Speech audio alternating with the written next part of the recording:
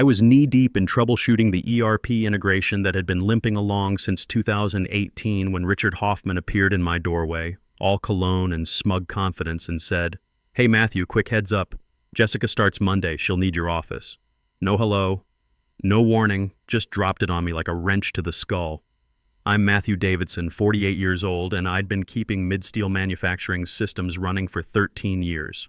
No sick days, no drama, just solid engineering work, and the kind of reliability you don't find in a manual but absolutely need when your entire operation depends on legacy systems held together with custom code and determination.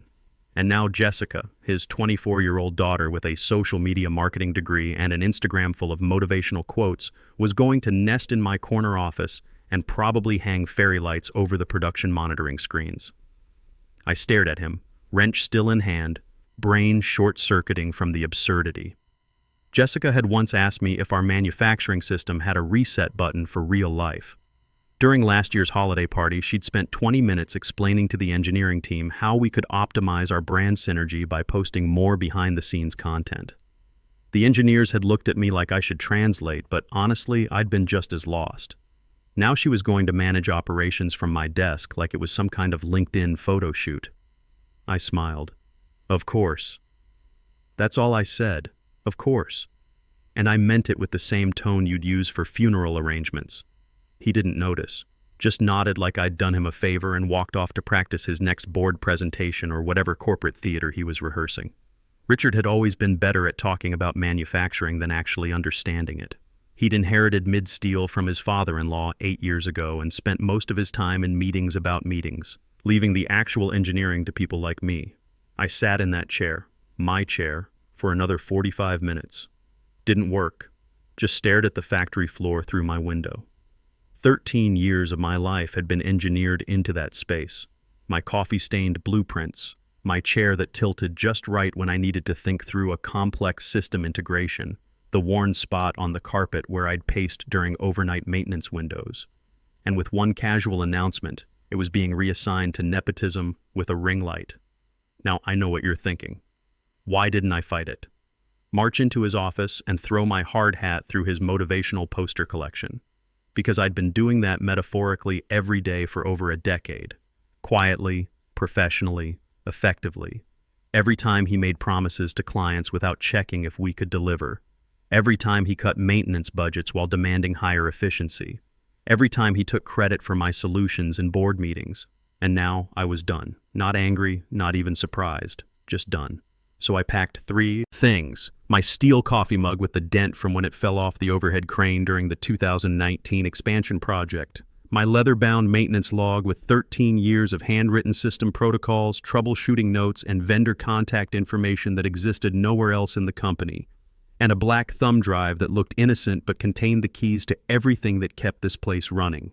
Custom scripts, database passwords, integration protocols, and backup procedures that I'd developed over more than a decade of late-night problem-solving. I left the rest. The dual monitors that I'd requisitioned and configured myself, the ergonomic keyboard I'd bought with my own money, the backup hard drives with all the legacy code documentation, even the industrial-grade surge protector that had saved our systems during 3 power outages. Let Jessica figure out which cable goes where. Right before I locked my office door for what Richard thought was a temporary transition, I took a photo. Not for memories. For evidence.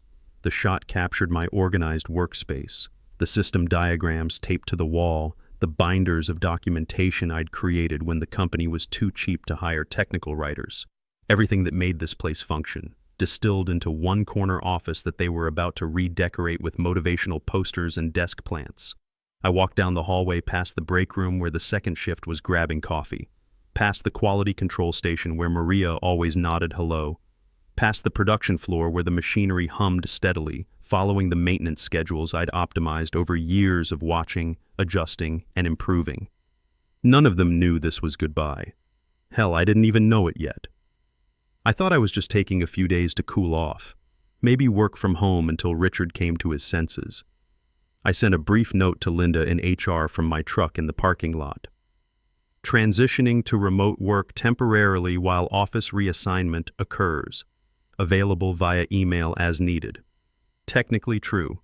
I hit send and watched that little check mark appear, then turned off my phone and drove home, not realizing I'd just sent my resignation letter without knowing it.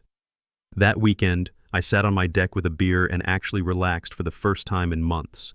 No emergency calls about system failures, no texts about vendor issues, no Saturday morning emails from Richard asking if we could quickly reconfigure something that would take 3 weeks to do properly. It felt good. Too good. Like I'd been holding my breath for 13 years and finally remembered how to exhale. Monday was coming, and Jessica would be sitting in my chair, but for the first time in over a decade, that wasn't going to be my problem. I just didn't realize yet how much of their problem it was about to become. Monday morning rolled around, and I watched from my kitchen window as Jessica posted a boomerang on her Instagram story, her twirling in my chair with the caption, "Big girl job vibes." There was a ring light in the background, a ring light, in a manufacturing facility where the primary concern should be production efficiency, not lighting for social media content. I zoomed in on the video and noticed she'd already stuck some kind of Boss Babe decal over my system status board, the same board that displayed real-time production metrics and quality alerts that I checked first thing every morning. I wondered if she even knew what ISO 9001 compliance meant, or if she thought it was some kind of motivational hashtag. The emails started trickling in around 9:30 a.m., nothing dramatic at first. Just the usual, "Hey Matthew, do you know where the vendor maintenance schedule went?" And quick question about the backup protocols.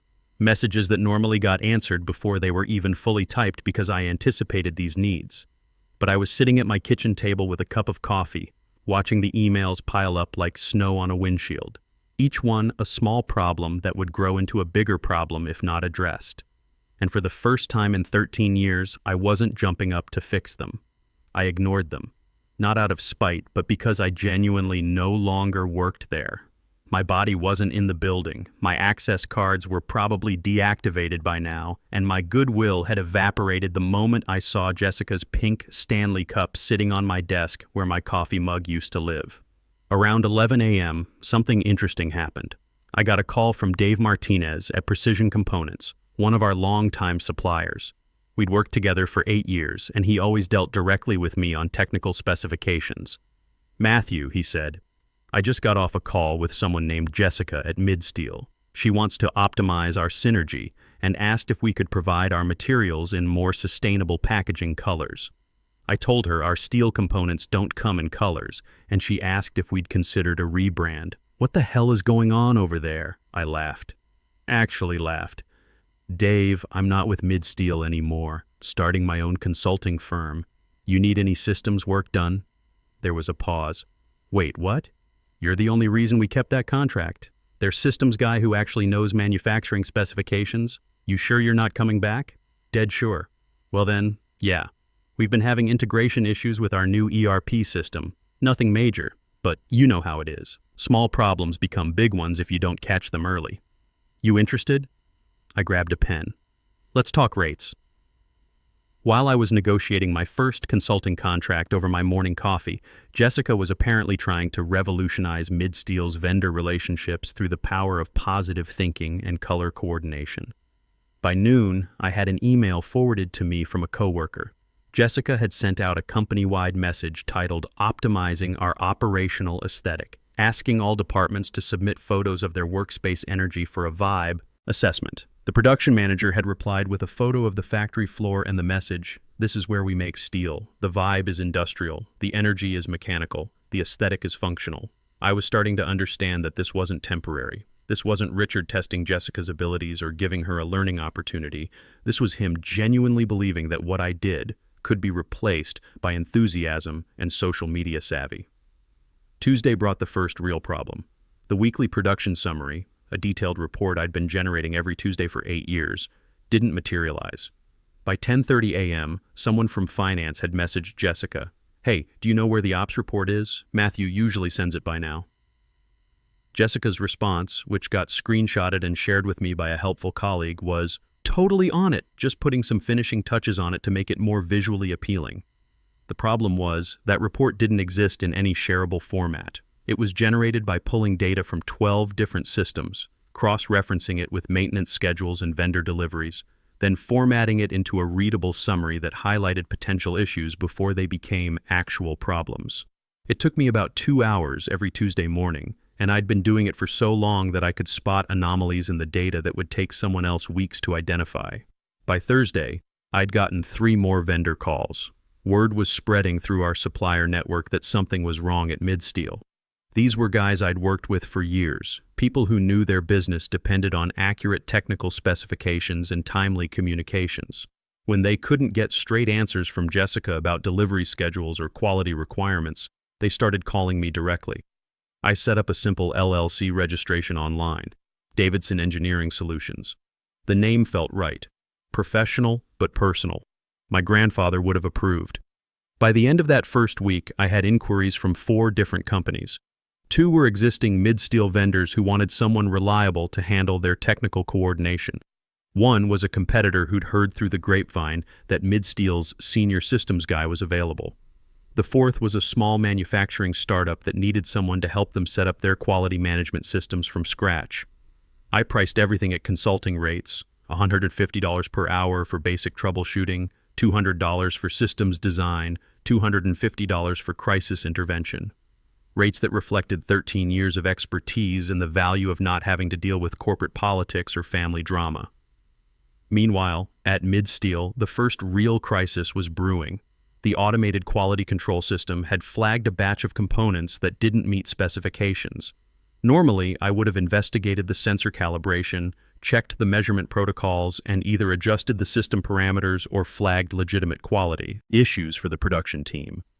Instead, Jessica had approved the shipment because the numbers looked close enough and we don't want to hurt our delivery metrics with perfectionism.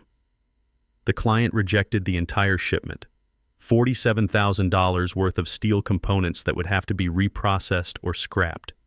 That's when Richard finally called me. His name appeared on my phone like a warning light I'd learned to ignore. I let it ring once, twice, then picked up. "Matthew," he said, and his voice had lost that executive confidence. "We had a small quality issue today. Nothing major, but Jessica's still learning the systems. Could you maybe walk her through the QC protocols real quick?" I was sitting on my deck with a beer, watching the sunset, feeling more relaxed than I had in years. "I'm not available," I said, calm as a thermostat. The silence stretched long enough that I wondered if he'd hung up. Then, "What do you mean not available? It's just a quick call." "I mean, I don't work there anymore, Richard, but I do offer consulting services if you need technical assistance." Another long pause. I could practically hear him processing the implications.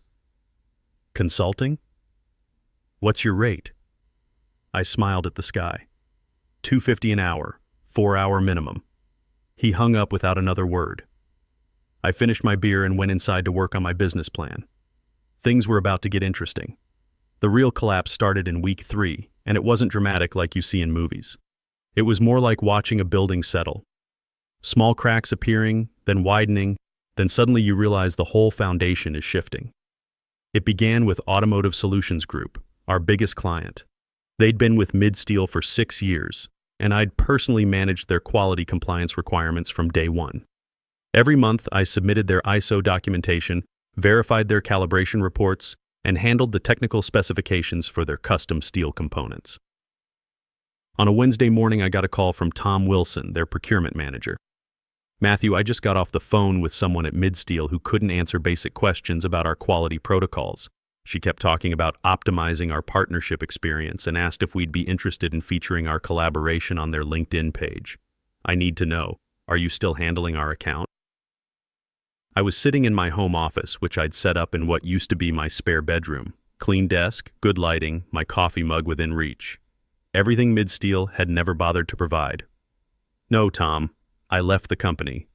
But I'm consulting now if you need technical support." "Left? Matthew, you are our technical support. Without you, we're basically working with a sales team that doesn't understand the difference between 316 and 304 stainless steel." 3 days later, Automotive Solutions Group suspended their contract pending vendor compliance review. In manufacturer speak, that meant they were looking for a new supplier. Meanwhile, Jessica was posting daily updates about her operations journey on social media. Her latest LinkedIn post featured a photo of herself pointing at a spreadsheet with the caption, when you're optimizing synergies and the numbers just click. #manufacturing. Life, #girlboss, #datavibes. The spreadsheet was a delivery schedule that showed 3 shipments marked as on time when I knew for a fact they were all running 4 to 6 days late. I knew because the vendors were calling me directly to ask about the delays. That's when I realized Jessica wasn't just incompetent. She was creating her own version of reality and posting it online as if it were actually happening. By the end of the month, I had 5 active consulting contracts. Precision Components hired me to redesign their quality management system. A startup called Apex Manufacturing brought me in to set up their entire operations infrastructure. 2 other companies wanted me for crisis management, cleaning up messes that sounded remarkably similar to what was happening at Midsteel. The money was better than I'd expected. My first month's invoicing came to $18,000. My second month hit $23,000. I was working fewer hours, dealing with rational people who valued technical expertise, and sleeping better than I had in years. Meanwhile, Richard was learning what happens when you replace institutional knowledge with social media enthusiasm. The compliance audit hit in month 2. Every year, Midsteel underwent a quality systems review to maintain their ISO certification, the certification that allowed them to bid on major manufacturing contracts. For 8 years, I'd prepared for these audits like I was defending a doctoral thesis, because in many ways, I was. The auditor would spend 3 days reviewing our processes, documentation, and procedures, looking for gaps or inconsistencies that could cost us our certification. I'd always pass these audits because I understood something that Richard never grasped. Manufacturing isn't about looking good on paper. It's about having systems that work, documentation that's accurate, and people who understand the difference between compliance and performance. Jessica approached the audit like it was a presentation. She prepared a PowerPoint deck titled Midsteel's Excellence Journey, with slides about embracing quality culture and leveraging continuous improvement mindsets. She printed glossy folders with the company logo and motivational quotes about teamwork. The auditor, a gruff 60-year-old engineer named Frank Kowalski who'd been reviewing manufacturing facilities since before Jessica was born, asked to see the calibration records for their measurement equipment.